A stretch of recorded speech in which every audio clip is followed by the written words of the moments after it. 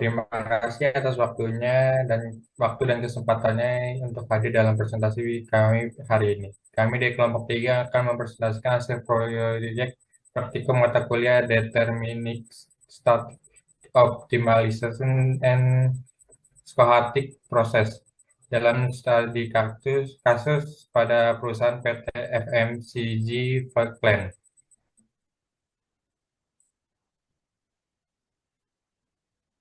Next.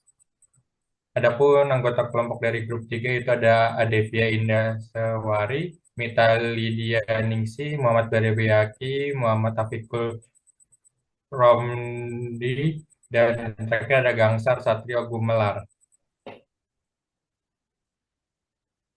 Next. Deskripsi masalah.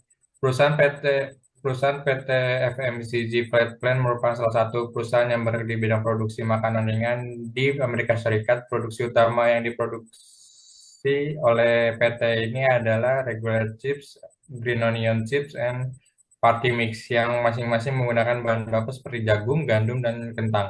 PT PT FMCG Food Plan saat ini sedang menghadapi tantangan dalam menentukan lokasi pabrik dan strategi distribusi yang efisien dengan mempertimbangkan bahan baku, jarak pengiriman, kapasitas produk, serta fluktuatif harga bahan bakar. Adapun tujuan dari penelitian ini yang pertama menentukan lokasi pabrik, yang kedua merencanakan distribusi ke pelanggan, yang ketiga melakukan analisis sensitivitas terhadap bahan bakar, yang keempat mengevaluasi sistem pelayanan, dan terakhir adalah memberikan rekomendasi strategis berbasis data. Adapun manfaat dan ruang lingkup dari penelitian ini, yang pertama manfaat penelitian adalah penelitian ini memberikan dasar bagi pengambilan keputusan strategis terkait penentuan lokasi fasilitas dan sistem distribusi yang efisien menjadi referensi akademik dalam pemodelan logistik serta menawarkan wawasan praktik mengenai penerapan metode kuantitatif di industri makanan ringan yang adaptif terhadap dinamika eksternal.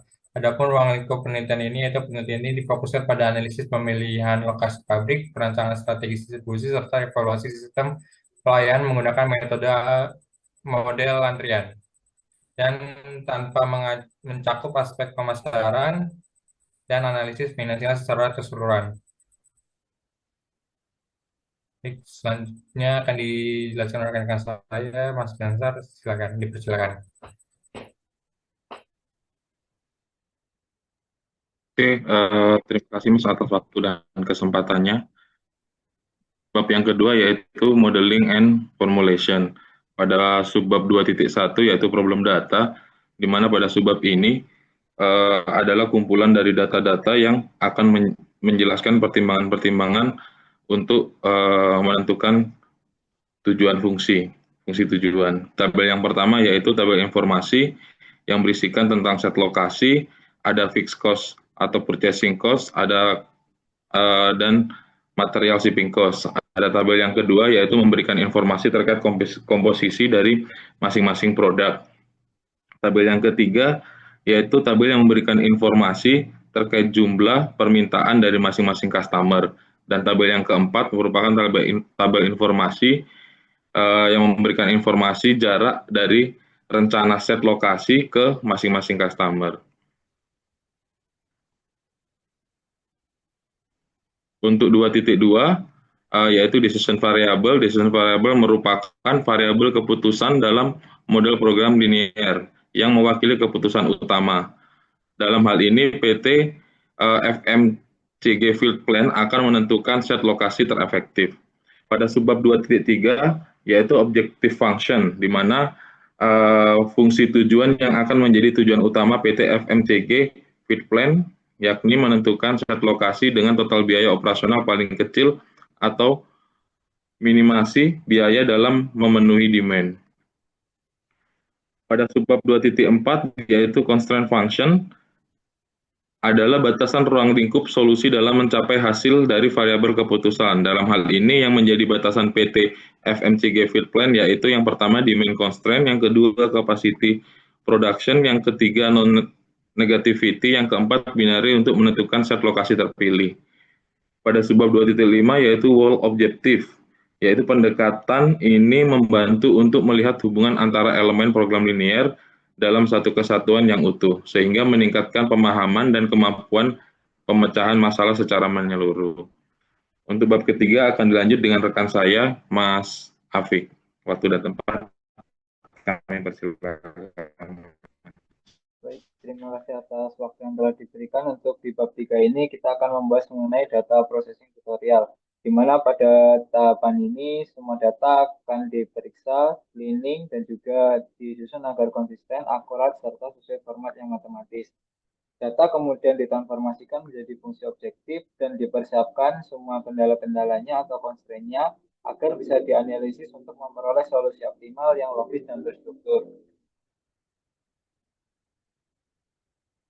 Adapun untuk langkah-langkah data processing, yang pertama yaitu memformulasikan masalah program linear, mulai dari case problem data, variabel keputusan, pemilihan site, variabel bantuan, sifat variabel bantuan, dan juga jumlah set yang akan kita pilih. Yang kedua yaitu kita masukkan data yang kita peroleh mulai dari problem data, constraint, dan lain-lain tadi ke dalam worksheet Excel. Kemudian kita proses menggunakan Excel solver, di mana pada Excel solver tersebut kita akan mengatur semua parameter yang akan kita butuhkan, meliputi set objektif, yang pada case ini kita pilih yang minimal. Kemudian untuk by changing variable cell, constraint, dan juga selection solving metodenya kita juga pilih menggunakan yang simplex LP. Kemudian untuk langkah selanjutnya itu kita menjalankan solvernya, dan yang terakhir setelah solver kita peroleh akan kita analisis hasilnya.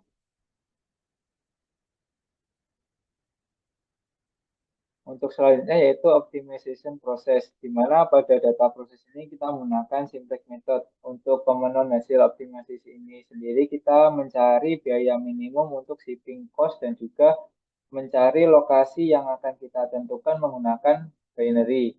Di mana setelah kita melakukan processing menggunakan Excel solver tadi, ditentukan yaitu nilai minimal Z-nya sesuai dengan perhitungan yaitu 1.055.650. Untuk setnya sendiri yang kita pilih yaitu set takson yang ada di Arizona dengan variabel bantuan yaitu membangun fasilitas di negara Arizona.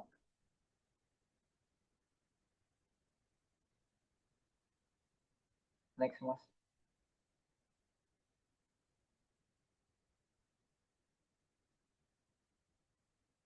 Untuk selanjutnya yaitu sensitivity testing, di mana dari awal perhitungan yaitu cost per ton milnya itu 0,15, yaitu yang kita peroleh hasil seperti sebelumnya, yang kemudian kita lakukan analisis sensitivity testing secara manual dengan mengasumsikan ada kenaikan harga BBM sebesar 10 kali lipat dari harga sebelumnya, sehingga pada konteks ini cost ton per milnya menjadi 1,5 dengan fungsi tujuan yang kita dapatkan yaitu 7.660.280, di mana pada hal ini dengan adanya kenaikan BBM pasti akan mengakibatkan berubahnya juga set yang akan kita pilih, yaitu yang sebelumnya takson sekarang berubah dan di-split menjadi ke Fresno, California. Dari hasil tersebut dapat kita ketahui ketika ada kenaikan harga BBM, maka set lokasi pun juga akan ikutan berpindah untuk menyesuaikan efisiensi dari biaya tersebut. Next. Oke, selanjutnya itu ada di bab 4 yaitu analisis 4 staff dan juga 5 staff. Di sini kita perhitungkan yang pertama itu ada tingkat utilitas, ada waiting time, ada probabilitas 3 pesanan, dan juga total biaya. Untuk hasil hitungannya sendiri, untuk 4 staff itu dari tingkat utilitas ada 33%, sedangkan untuk 5 staff itu ada di 27%. Untuk waiting time sendiri, untuk 4 staff itu ada di 0,08, dan juga kalau 5 staff itu ada 0,07. Untuk perbandingan sendiri, kalau misalkan untuk waiting time 4 staff itu ada di 4,66 detik, sedangkan kalau 5 staff itu ada di 4,01 detik. Untuk probabilitas 3 pesanan sendiri, untuk di 4 staff itu mencapai 5%, sedangkan 5 staff itu 1%. Dan untuk total biaya perhitungannya, kalau untuk 4 staff itu ada di Rp180.388, dan kalau misalkan di 5 staff itu ada di Rp220.068. Dengan perhitungan tersebut, perbedaan biayanya itu ada di Rp39.680. Nah, untuk selain itu, probabilitas 3 pesanan dalam sistem untuk 4 staf itu mencapai 5%. Dengan demikian, masih memenuhi batasan yang ditetapkan di bawah 6%.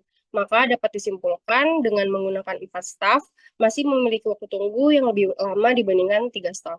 Selanjutnya bisa dijelaskan dengan Mbak Mita. Selanjutnya pada bab 5 yaitu kesimpulan, berdasarkan analisis pemrosesan pesanan di PT FMCG Philline menggunakan model antrian, yang pertama, produksi akan berpusat di Tucson untuk pengiriman ke berbagai daerah. Akan tetapi ketika ada kenaikan harga BBM, maka produksi akan di-split ke Seat Fresno. Terus yang kedua, total biaya menggunakan 4 staf adalah 180.388, yang 39.680 itu lebih murah dibandingkan dengan biaya menggunakan 5 staf. Yang ketiga, tingkat utilitas rata-rata server menggunakan 4 staf adalah 33%, sedangkan dengan 5 staf adalah 27%, maka dapat disimpulkan bahwa dengan 4 staf server dimanfaatkan lebih efisien. Yang keempat, waktu tunggu rata-rata dengan 4 staf yaitu 0,08 menit dibandingkan dengan 0,01 menit untuk 5 staf. Maka dapat disimpulkan dengan menggunakan 4 staf memiliki waktu tunggu yang lebih lama dibandingkan menggunakan 5 staf. Next, Mas. Selanjutnya, saran. Berdasarkan analisis yang telah dilakukan, berikut adalah saran-saran yang diberikan kepada manajemen. Yang pertama, mengurangi jumlah staf di pusat distribusi dari 5 menjadi 4 orang. Yang kedua, perlu menerapkan hasil analisis penentuan lokasi pabrik yang optimal dengan meminimalkan biaya pembelian bahan baku, biaya pengiriman produk, dan mempertimbangkan kapasitas produksi serta lokasi pelanggan. Yang ketiga, penggunaan model kuantitatif seperti model antrian MMS dan analisis lokasi fasilitas secara berkelanjutan dalam pengambilan keputusan operasional dan strategis untuk memastikan efisiensi berkelanjutan dan kemampuan adaptasi terhadap dinamika lingkungan bisnis. Dan yang terakhir, melakukan pengecekan berkala terhadap kinerja sistem pemrosesan pesanan di pusat distribusi dan strategi distribusi untuk memastikan bahwa keputusan yang telah diambil relevan dan optimal seiring dengan perubahan kondisi pasar. Mungkin demikian presentasi final project dari kami kelompok 3. Kurang lebihnya mohon maaf. Terima kasih.